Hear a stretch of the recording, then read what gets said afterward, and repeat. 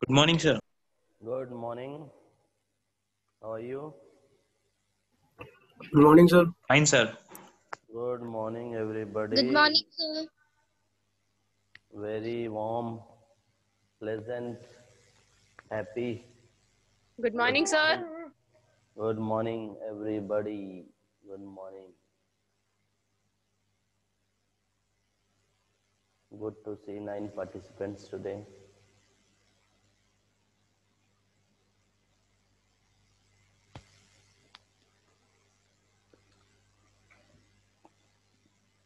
So all are good?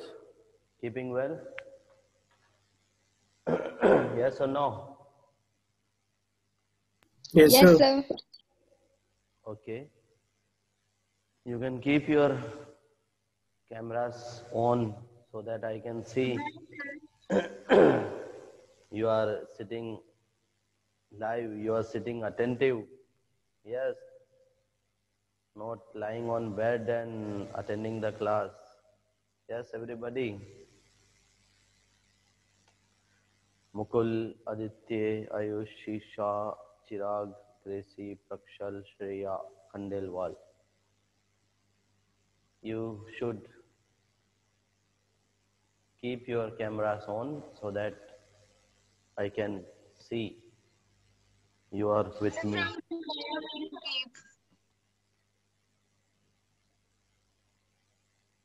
Yes. So last time we were reading the chapter Indigo. If you remember, those who joined the previous class, and the 3 to 4 class of Indigo we had done. Okay, and today most probably we shall finish the chapter and also discuss the question answer.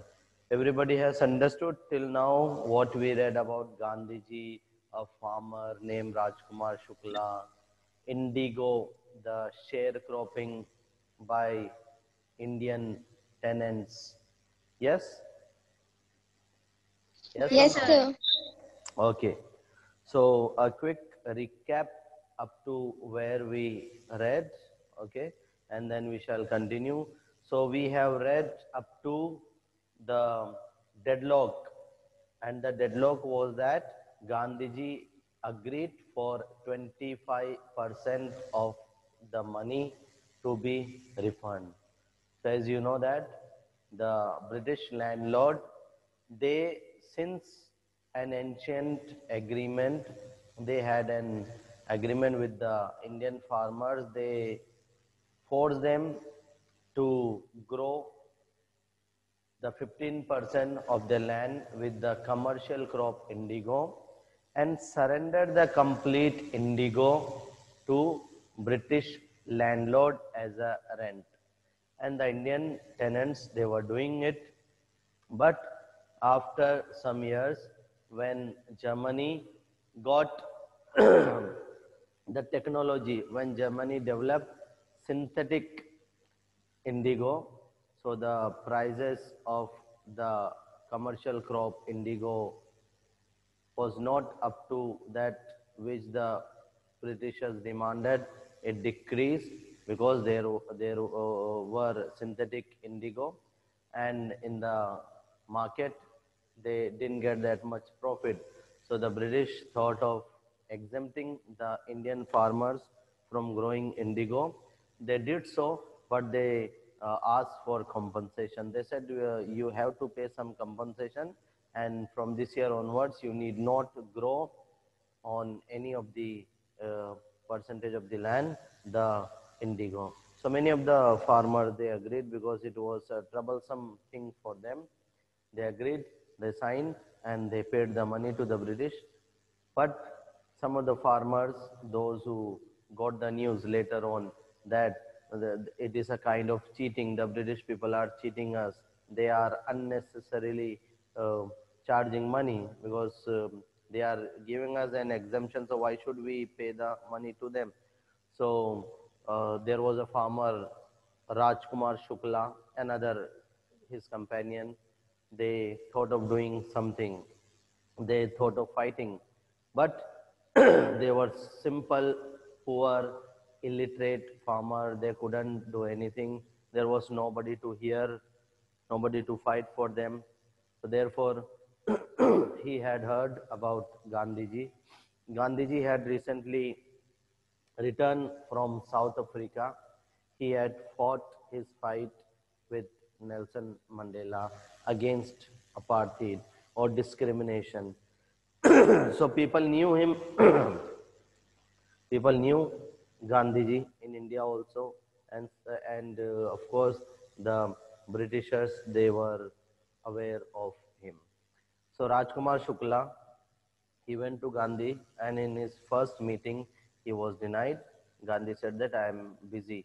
So Gandhi thought that it is a very simple task, it's not very troublesome, very difficult, or it won't take more than 1 year of his life, he thought.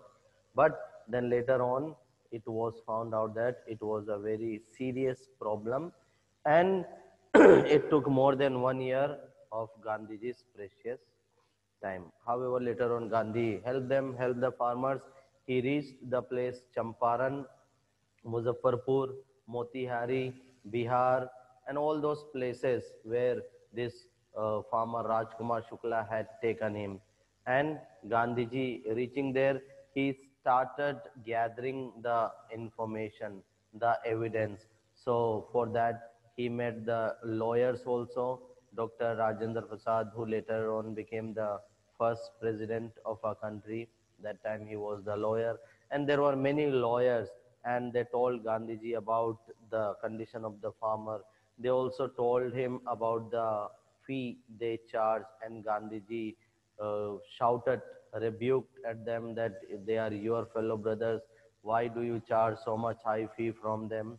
And then Gandhiji discussed all his planning, his strategy with the farmers, with the leaders, with the local leaders. And things were going on when Gandhiji, one day, he went to meet the commissioner of Tirut division. He was denied. He said that you are an outsider. We cannot give you the information. And Gandhiji fought there also. He said that I am not outsider. This is my country. And then he was given quit Champaran. Gandhiji, by the superintendent of the province, was given an order to quit the place. Gandhiji signed it. He said that yes, I have received the order, but I will disobey it. And from that time, civil disobedience was established. And after that, Gandhiji stayed there. He did a lot many things for the farmers, not only economically, politically, but also socially. He established school over there, hospitals, clinics. He provided them with medicines. He taught them a lesson of cleanliness, clean India, green India.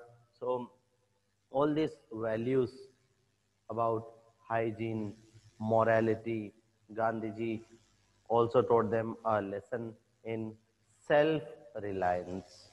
Okay, so we have reached up to the paragraph on page number 52.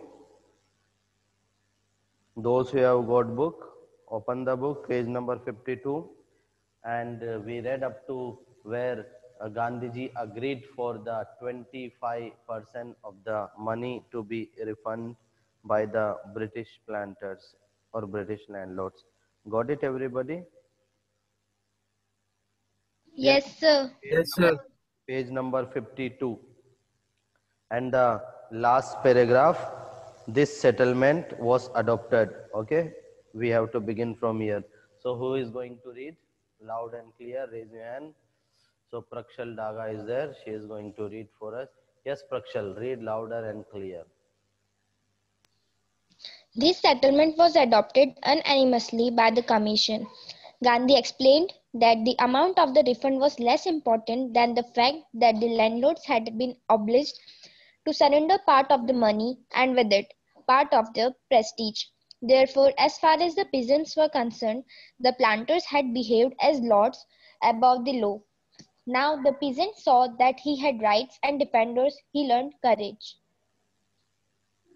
So the settlement was adopted unanimously. So as you know that when Gandhiji demanded for 50%, the British landlord, they agreed for 25%.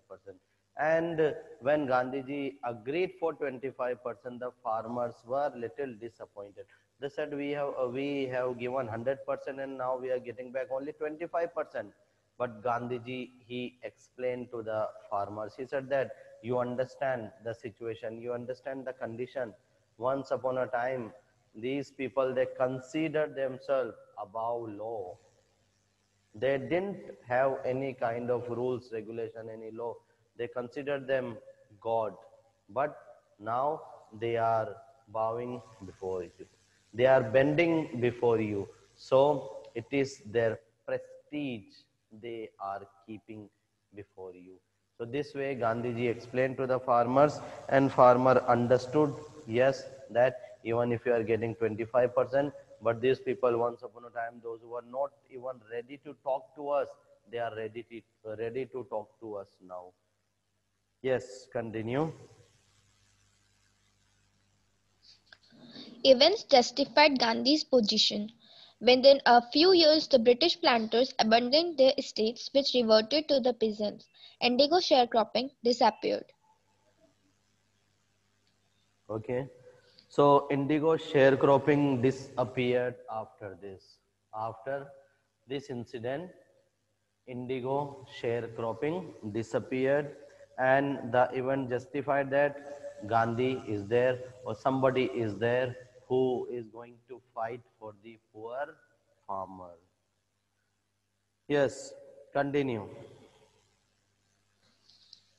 Gandhi never contented himself with large political or economic solutions. He saw the cultural and social backwardness in the Champaran villages and wanted to do something about it immediately. He appealed for teachers, Mahadev Desai and Narhari Parikh, two young men who had just joined Gandhi as disciples, and their wives volunteered for the work. Several more came from Bombay, Pune, and other distant parts of the land. Devdas, Gandhi's youngest son, arrived from the ashram, and so did Mrs. Gandhi. Primary schools were opened in 6 villages. Kasturba taught the ashram rules on personal cleanliness and community sanitation. So as I said earlier that Gandhiji not only solved their problem, this problem of sharecropping, but also he taught them a lesson in hygiene and cleanliness. He called many of the persons whom he knew, his disciples, his son, his teachers, his acquaintance to Champaran village. And those people taught them a lesson in self-reliance, a lesson in hygiene, moral values. So the names of all these peoples, all these persons are written here. And in fact, Devdas, Gandhi's youngest son, also came. His wife also came there to help. Okay, and she taught them the ashram rules on personal cleanliness and community sanitation. So all the women, the ladies, they were taught rules by Kasturbai, whereas Gandhi and his other male servants, helpers and son, they helped the other people. They taught the other people, other men, the rules about life. Continue. Health conditions were miserable. Gandhi got a doctor to volunteer his services for 6 months. 3 medicines were available: castor oil, quinine, and sulfur ointment. Anybody who showed a cotted tongue was given a dose of castor oil. Anybody with malaria fever received quinine plus castor oil. Anybody with skin eruptions received ointment plus castor oil. So even health, he called the doctor also. He called the teachers also. So totally, he wanted to bring the change in the society. He wanted to transform the people, the life of the people of Champaran. So therefore, he had called all the person whom he knew to help. to come and help the people over there. Yes, continue.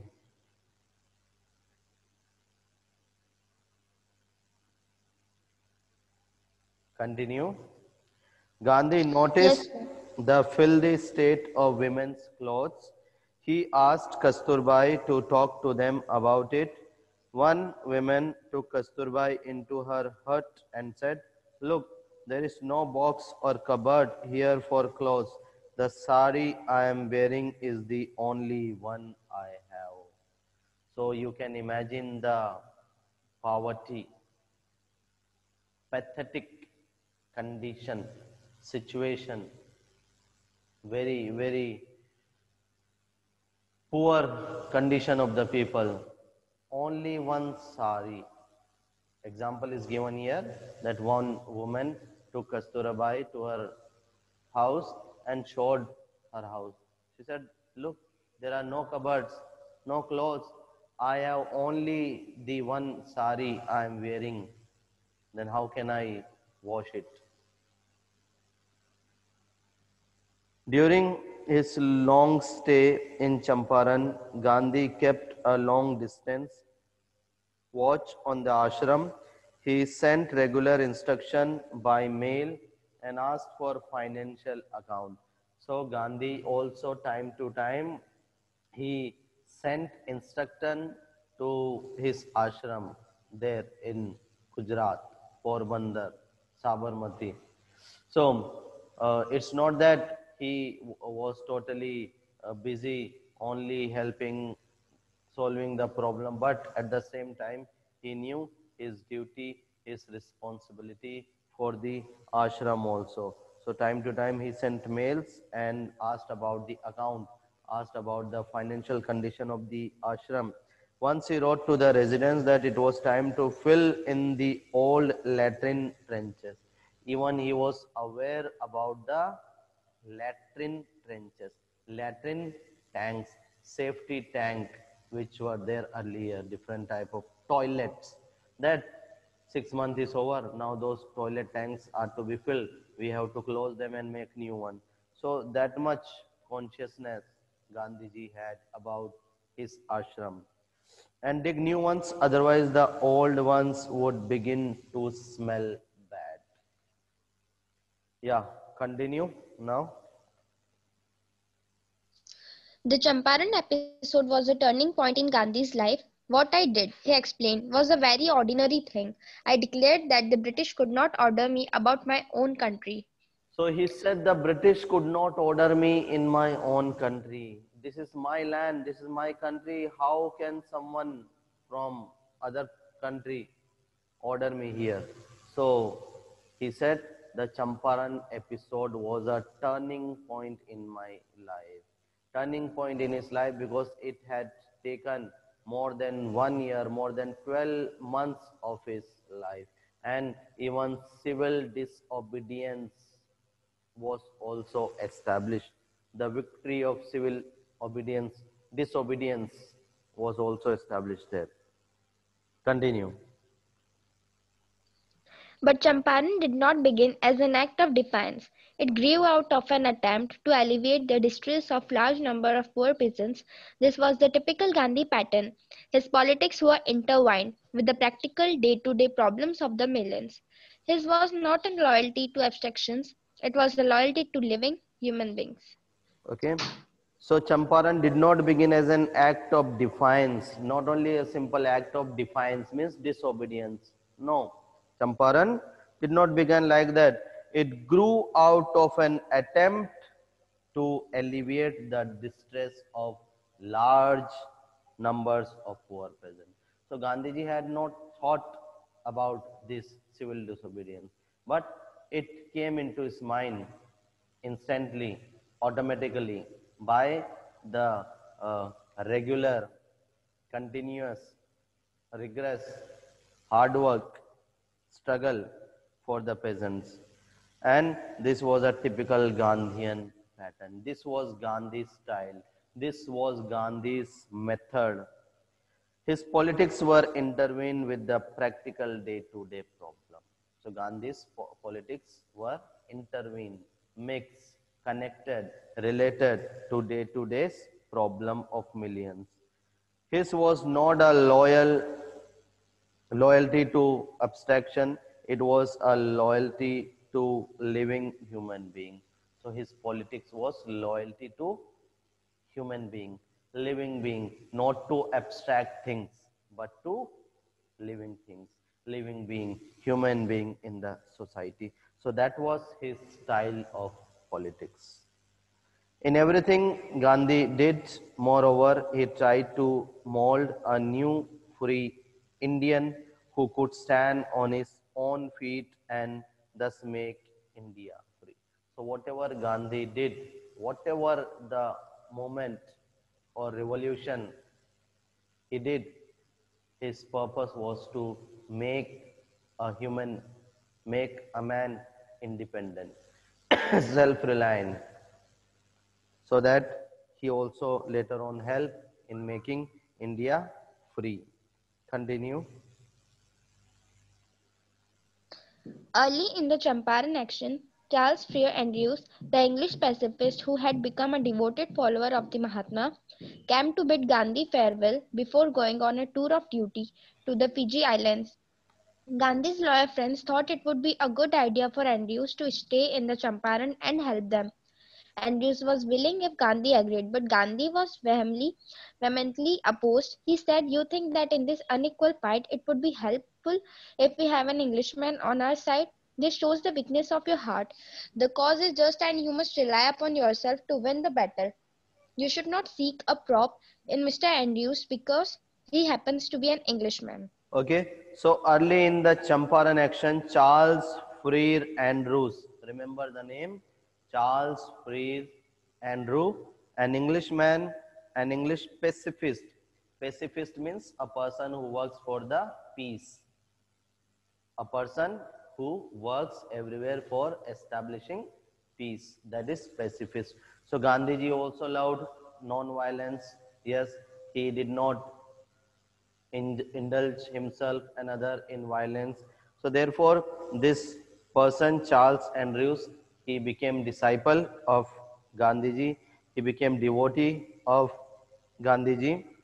And when he got transferred, he came to bid farewell to Gandhi before going to Fiji Island. And Gandhiji's lawyer friend suggested that why can't we take the help of this Englishman? Because he is an Englishman and his other officers are also English. So an Englishman would listen to English. But Gandhiji denied that. Rather, he got angry at this suggestion. He said, Andrew was willing if Gandhi agreed. And Andrew also agreed. If Gandhiji had told him to remain there, help them, he would have stayed there back. But Gandhi opposed it. He said, you think that in this unequal fight, it would be helpful if we have an Englishman on our side? No, this is our own fight. This is our own struggle. How can we think of taking help of an Englishman? This is fight against English people and we are going to take help of an Englishman? No, this is wrong. This shows the weakness of your heart. And Gandhiji said, the cause is just. The cause for which we are fighting, it is very suitable, very, very righteous, just, and we must rely upon ourselves to win the battle. We must have confidence on ourselves, not on others. You should not seek a prop in Mr. Andrews because he happens to be an Englishman. He had read our minds correctly, Rajendra Prasad comments, and we had no reply. So Gandhiji had read the mind, the hearts of all those people. Gandhi in this way taught us a lesson in self-reliance. Self-reliance means trusting oneself, believing in self. Self-reliance, Indian independence, and help to sharecroppers were all bound together. All these three were connected. All these three are related. So self-reliance, that is trust or belief in oneself, Indian independence, the independence of our country, and helping the sharecroppers there in Champaran. All these things are bound together or they are connected. So that is the chapter.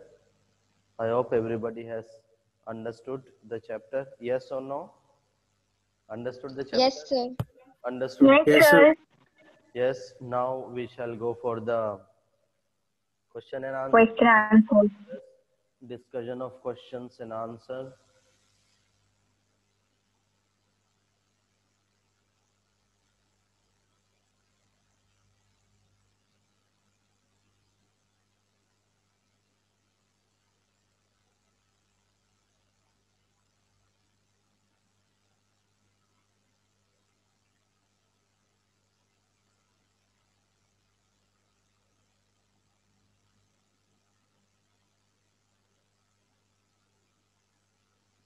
Can you see the screen? Are you able to see the question answer? Yes, sir.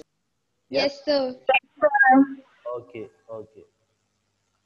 So the first question is, why is Rajkumar Shukla described as being resolute? I repeat the question. Why is Rajkumar Shukla described as being resolute? So who would like to answer this question? Raise your hand. Okay, Gracie just raised her hand. Yes, Gracie, say. Sir Rajkumar Shukla was described as resolute because firstly, he requested Gandhiji to go with him in his area called Champaran. But at that time, Gandhiji was engaged. But Rajkumar Shukla did not let go of Gandhiji. He followed him everywhere, wherever he went. And finally, Gandhiji had to arrange a meeting or had to arrange a time to go with him. And that shows that Rajkumar Shukla was resolute. Okay. So yes, the answer is there on the screen also. He had come all the way from Champaran district in the foothills of Himalaya to Lucknow to speak to Gandhiji. Shukla accompanied Gandhi everywhere. Shukla followed him to the ashram near Ahmedabad. For weeks, he never left Gandhi's side till Gandhi asked him to meet at Calcutta. So, why is he described resolute? Resolute means a strong will man. So, yes, the answer is correct. What Gracie you said and what is written on the screen. You can write your own answer, okay? But it should be relevant. Next question. Why do you think the servants thought Gandhi to be another peasant? What is the reason the servant there in Rajendra Prasad's house thought Gandhi to be another peasant? Yes, anyone? Same hand, Gracie. So may I? Yes, Gracie. Prakshal also is there. Okay. Yes, Prakshal. Say. So when Gandhiji, along with Rajkumar Shukla, went to the house of lawyer who was Rajendra Prasad, his servant mistreated Gandhiji and Shukla, and he didn't permitted them to draw water from well, considering him untouchable. It was so because he was wearing simple clothes. That was a white colored dhoti. That's why servant thought Gandhiji to be a peasant or a tenant as same as Shukla, Yes. which were considered to be untouchables. Yes. So the servant knew Rajkumar Shukla because on other occasion also Rajkumar Shukla had come and he had come with other simple peasants to meet Dr. Rajendra Prasad. So obviously the servant hadn't seen, he hadn't heard about Gandhi because Gandhi had recently come from South Africa and he was also in simple clothing. Gandhiji was also wearing simple cloth. You know, he used to wear dhoti or sometime kurta, sometime nothing on the upper part of the body. Okay. So that is the reason. Because of this, he thought Gandhi to be another peasant. Yes. Next. question is,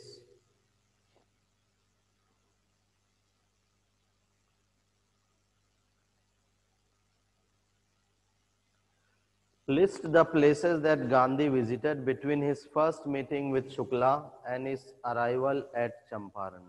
Yes, Gracie.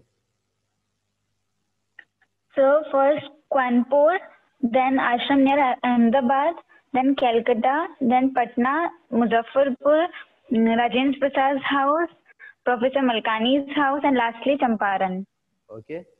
First you said Kanpur. So first one is not Kanpur. First one is Lucknow. Lucknow. Yes, Mukul, say. Mukul. Sir, Gandhiji first met Shukla at Lucknow, then he was in Kanpur and other parts of India. He returned to his ashram near Ahmedabad. Later he visited Calcutta, Patna and Muzaffarpur before arriving at Champaran. Yes.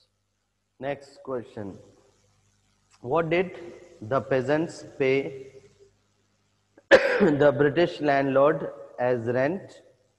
What did the British now want instead, and why? What would be the impact of synthetic indigo on the prices of natural indigo? So two persons are there, they have raised their hand. Yes, Mukul. Mukul, say. Sir, the peasants used to pay indigo as rent to the British landlords, but now British want the synthetic indigo which was developed in Germany, so that the British landlord wanted money as the compensation from being released from natural arrangement. The prices of natural indigo would go down due to the synthetic indigo. Right. Right. Yes, Prakshal, same question, same answer. Say. Yes, sir. Sir, Champaran was divided into large estates. Their Indian tenants worked over the land which was owned by Englishmen. Their chief commercial crop was indigo, which was grown over 15% of land holdings, and that whole produce was submitted as rent as per the long-term contract between the tenants and the British officials. After that, when Germany developed that synthetic indigo, Britishers wanted that the peasants should be released from contract as per given.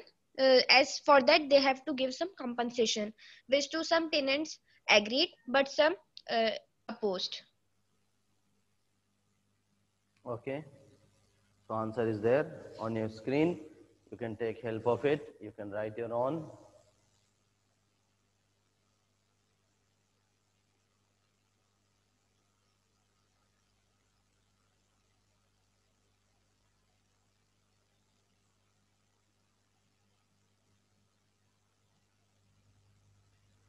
The events in this part of the text illustrate Gandhi's method of working, Gandhi's style of working.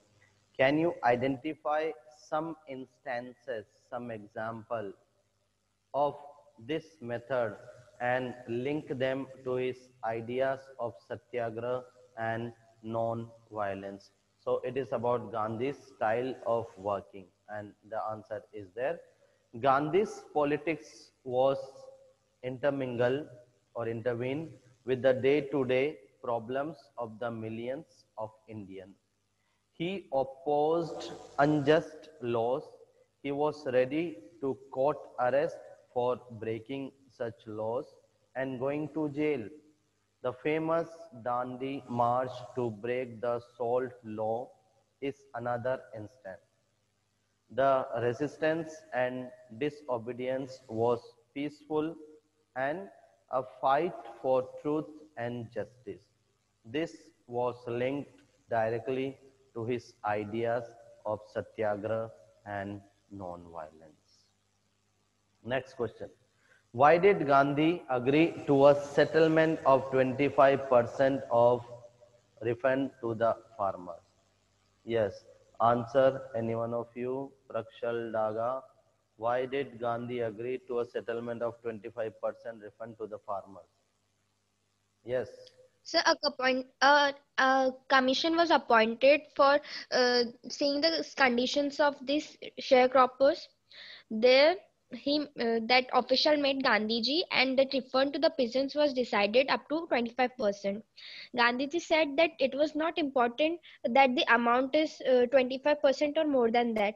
The thing that was important that the prestige, as the landlords and the British officials agreed to give that compensation, which were they before they were not willing to do. Yes, yes, yes.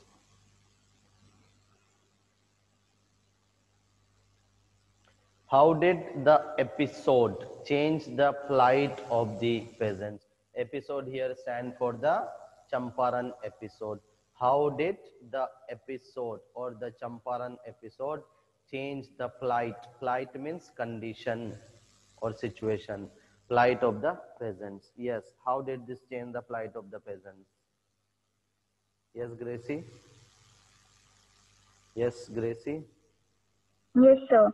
So the episode changed the plight of peasants as within the 5 years, the British planters abandoned their estates and the land which they left was reverted to the peasants, and thus the settlement ultimately made the peasants the owners of their land.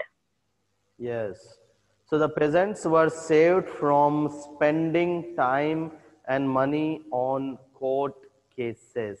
After some years, the British planters gave up control of their estates because they knew there is someone who is going to fight for them.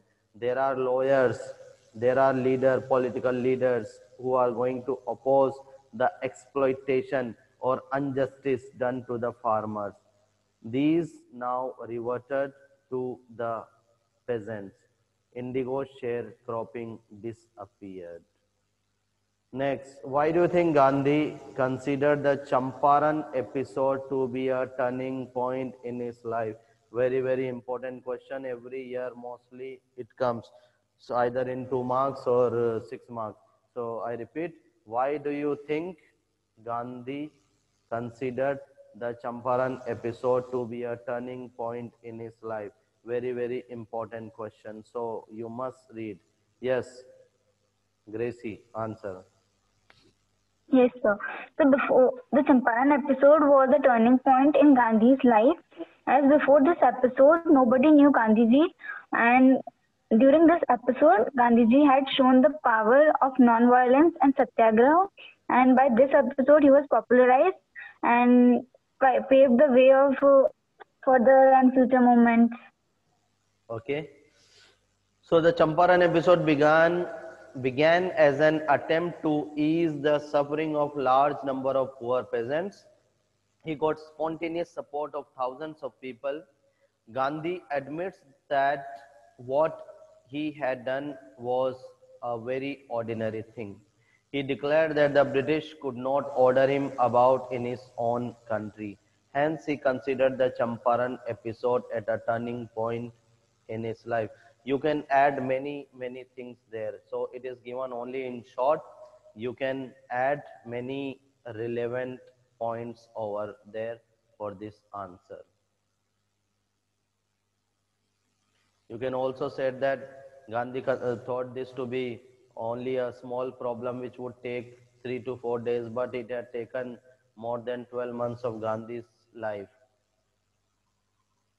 How was Gandhi able to influence lawyers? Give examples. Yes. How was Gandhi able to influence lawyers? Next. So you get the answer of this question. Okay, it is there for your help. Next question. What was the attitude of the average Indian in smaller localities towards advocates of home rule? So those people who are fighting for home rule, what was the attitude of average Indian towards those people? This question is there. Next question is, how do we know that ordinary people too contributed to the freedom movement? How do we come to know that? Simple people, ordinary people, they also contributed to the freedom. Freedom from fear is more important than legal justice for the poor. Do you think that the poor of India are